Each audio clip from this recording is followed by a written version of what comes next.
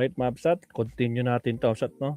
Si Senator Bam na po ang magsasalita dito sa pagkontra dito sa sinabi ni Amy Marcos. We are listening to the seconding motions. Thank you. Magandang araw, Madam President, mga kasama. I rise to second the motion of Senator Zubiri.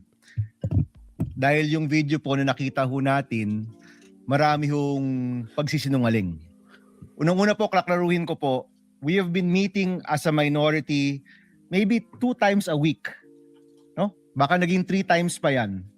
At ni isang beses po na pag-usapan ang constitutional change. Hindi ho yan binanggit ni former Senate President Soto, ni Senator Lacson. Hindi ho yan nabanggit ni isang beses. Wala hong pag-push, wala po nagsabi, mag-meeting tayo para mag-chacha, para mag-conas, wala pong nangyaring ganyan. Unang-una pong fake news. Pero nais ko pong balikan yung video. Ano po ba yung sinasabi ng video? Sinasabi po ng video, nagkaroon ng leadership change dito sa Senado dahil pinipigilan ang charter change o CONAS. Hindi ho ba? Yan po yung ibig sabihin ng video, na yung bagong mayorya nagsama-sama para pigilan ang isang charter change. Tama ba ako, mga kasama? Yun yung ibig sabihin ng video eh. Kung yun po yung ibig sabihin ng video, at dahil nagkaroon ng leadership change para pigilan ang CONAS, marami pong naniwala sa fake news. Dahil wala po yan sa kahit anumang plano ng mayorya. When we were in the majority, there were 15 members of the majority. 4 po dyan, kasama na po ngayon ng bagong mayorya. Ni isang beses po, hindi na pag-usapan ang charter change sa anumang meeting po namin. Ni isang beses, hindi po napag-usapan ng CONCON o CONAS. Pagdating ko po dito sa Senado, ngayong 20th Congress, ni isang beses, hindi ho yan nabanggit. In fact, Mr. President, I don't even know kung merong naka-file. Meron bang naka-file na chacha o CONAS o CONCON ngayon in the 20th Congress? Palagi ko wala. Sabi po ni Senator Pangilinan, wala man silang napakinggan. Any motion, any bill on charter change, wala po. So kung sasabihin niyo po sa amin, ang rason kung bakit nagkaroon ng leadership change ay para pigilan ang isang CONAS o CONCON, ibig po sabihin yan, maraming naniwala sa fake news. Dahil hindi po totoo yan. Unang-una. Pangalawa, sa totoo lang po, marami ho dito ipaglalaban ang 1987 Constitution. Agree. Marami po dito hindi papayag na baguhin yan sa terminong ito. Marami po dito, hindi lang sa mayorya, pati rin po sa minority, ang magsasama-sama para hindi mabago ang 1987 Constitution. At higit pa po dito, ito pong sasabihin ko, marami rin po dito hindi papayag sa isang no election scenario. Siguro po, kung tinanong kami, kayo ba dito ay para sa charter change? Baka po makita po ng ating distinguished lady na marami po ditong sasang-ayon na ayaw natin ng charter change. Kung nagtanong lang po, ilan ba dito talaga yung ayaw ng eleksyon? Baka malaman po lahat tayo dito. Talagang 2028 election, paninindigan po natin na matutuloy. Kung tinanong lang po kami, siguro po, masasabi ho natin ngayon pa lang, kung nagbilangan tayo ngayon, baka 24 pong makuha natin na hindi papayag sa charter change. Baka 24 po ang makita ho natin na hindi papayag na walang eleksyon. So para sabihin po na yung minority, yan ang pinakapaka, yun po'y mali, yun po'y fake news, yun po'y misinformation, and I second the motion of Senator Zubiri to strike this video off the record. Maraming salamat, Mr. Chairman, Madam President. Thank you, Senator Bam Aquino. Kasi wala nang mukha si Amy Marcos dito, Diyos ko Lord. We recognize Okay, Senator tuloy lang Raffy natin to. Tulfo. Senator Tulfo. Madam President, I support the motion of Senator Mig Zubiri to strike sa record yung video presentation ni Senator Amy Marcos. I've been in public service broadcasting sa media for almost 30 years now. First time na ako nakita ng How Shao presentation kanina. But before that, let me tell you this. Sana wag nating gamitin yung plenary para sa mga conspiracy theories natin. Sana maging totoo lang tayo. Again, babalikan natin yung sinasabi ko, experience ko sa media. 30 years na po ako sa media. Kapag ako po or anybody from the media, professional, legit, hindi yung house show, pag nag-expose, gumawa ng expose, binabakapan yan Attorney. ng video related doon sa expose. Hindi yung gawa-gawa, hindi yung katang-isip, hindi yung opinion.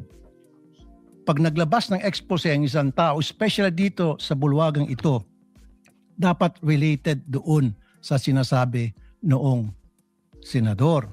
Just like what Senator Zubiri said, nakita niyo naman po, Madam President, every time na ako'y gagawa ng expose, every time na ako'y gagawa dito ng privilege speech, at yung privilege speech ko, binabakapan ko po ng mga sumbong, actual na mga sumbong ng mga taong lumalapit sa aking programa at dinadala ko rito para mabigyan ng solusyon ang problemang inilalapit sa akin at hindi po yung opinion lamang. Ganun po dapat tayo rito. Now, ilang beses na po tayo nagpalit ng liderato dito sa Senado. Every time nagkaroon ng palitan, ngayon lang po ako nakita na nagkakaroon ng kaguluhan. Why? What's wrong? Dapat hindi na po.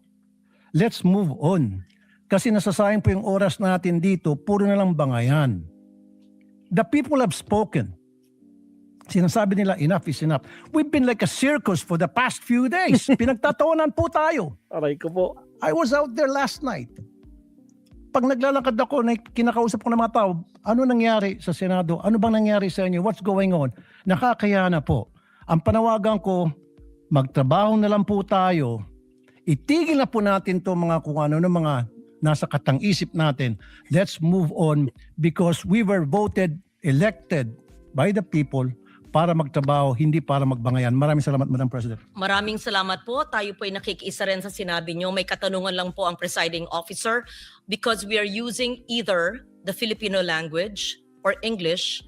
I would like to request the good gentleman from Isabela to use a alternative word to how shall because it may be difficult to translate it.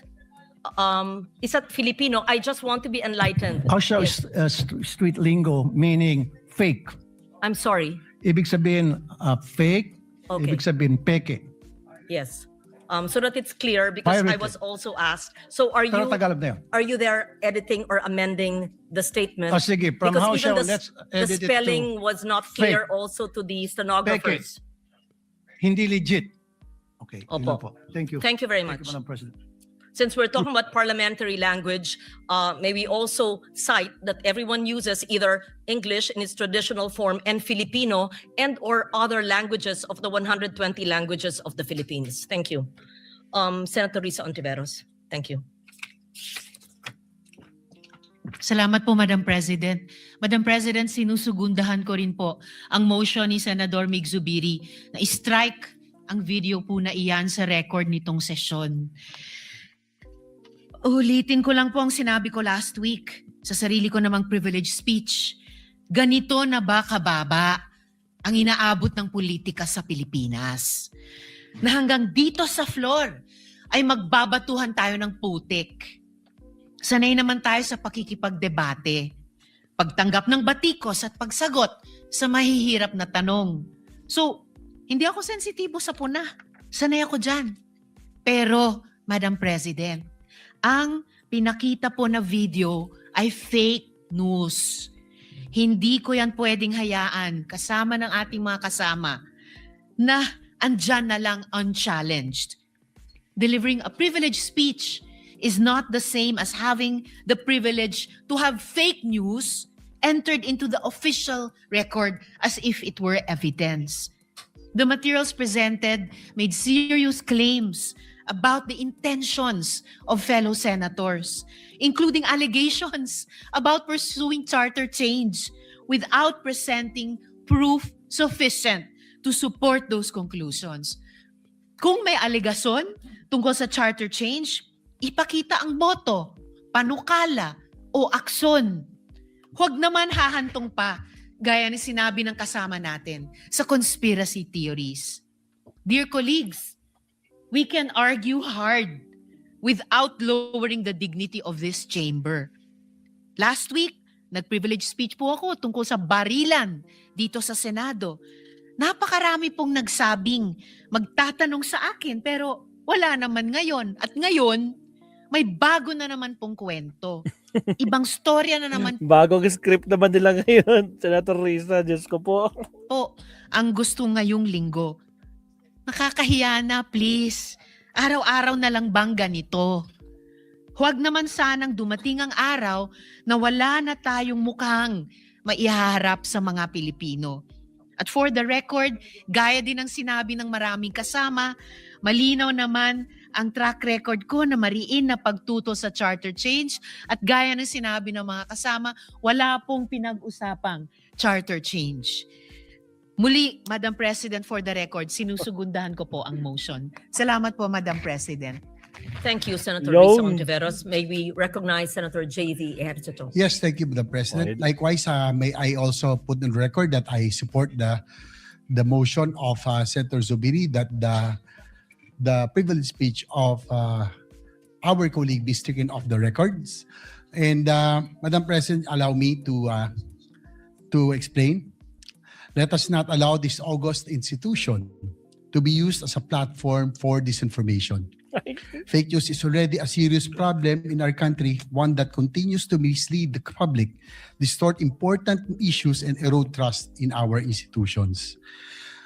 Sinisigundahan ko rin ang mga pahayag ng aking pong kasamahan kanina, yung pong Constitutional Assembly, Charter Change or People's Initiative, kailanman hindi namin napag-usapan o kailanman hindi napag-usapan ng lahat dito sa Senado. At siguro kung magbabalik na ho tayo, Madam President, naalala ko po, siguro first time in history that 24 senators came up that rostrum declaring that we are all in unison against People's Initiative, against Charter Change, and against any Constitutional Assembly. So hindi pa ho natin kailanman pinag-uusapan yan kailanman. Precisely, Madam President, we are policymakers. We carry a greater responsibility to uphold the truth and set a higher standard in our public discourse. Madam President, sa akin na lang po, personally, I feel sad about what is happening to our institution lately. And I guess all of us has that duty on what we have to do to bring back that trust, that dignity this institution has always been remembered. Ibalik natin dapat ang tiwala ng taong bayan sa Senado, hindi dapat dagdagan na ito po ay malugmok pa. Ibalik ang tiwala sa Senado. Maraming salamat po, Madam President. Tragis mga kapsat, 10 minority. Mga kapsat, sinoplak. Yan na yung pang-10, no? Pang-11 dapat si Kwan dyan eh. Si Lito Lapid, kaso tahimik lang siya. Tragis. O yan na mga kapsat, Diyos ko po Rudy, ang laking sampal to kay Amy Marcos, no? Alak ng kamote talaga. O yan kasi, fake news pa more. Wala kasing facts. Yan ang problema sa inyo eh, no? Nasanay kayo na ganyan ang gawain nyo, no? Sa kampo nyo, ganyan talaga kayo. Eh paano? Lalo kayo pagtatawanan. So paano na ba yan? Ay, Diyos ko Lord Rudy. O sige, tuloy natin. Thank you. I believe that all the members of the minority Wait lang. have signified their feelings about and thoughts about the privileged speech of Senator Marcos. Countdown ulit natin to kasi sakto 4 na senador yung last part natin. Countdown ulit tayo sa tuloy pa tayo dito. Here we go.